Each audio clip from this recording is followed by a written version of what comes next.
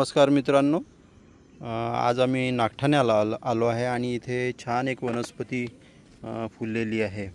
इथे माझ्यासोबत रवाळ्याचे वैद्य आहेत, रवी माळवे, आणि त्यांनी ही वनस्पती इथे गोखरू आहे। हा याला छोटा गोखरू म्हणतात किंवा लहान गोखरू। बघा, याला फळं आले आहेत आणि ही फुलं आहेत त्याची।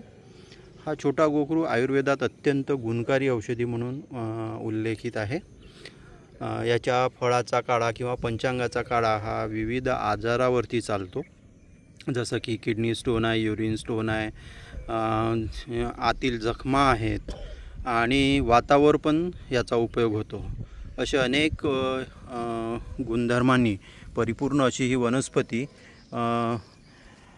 मॉडर्न ॲग्रिकल्चरमुळे, ज्यामध्ये फवारे वेगवेगळ्या प्रकारचे तणनाशक फवारे वापरले जातात, त्याच्यामुळे ही नष्ट होत आहे।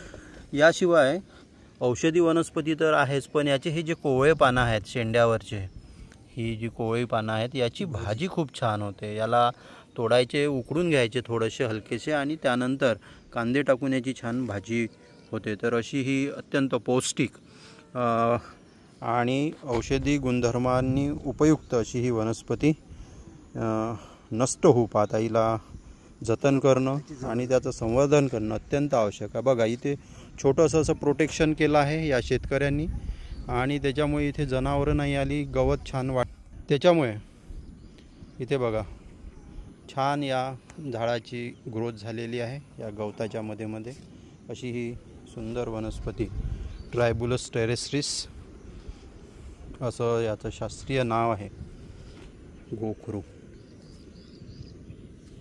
धन्यवाद।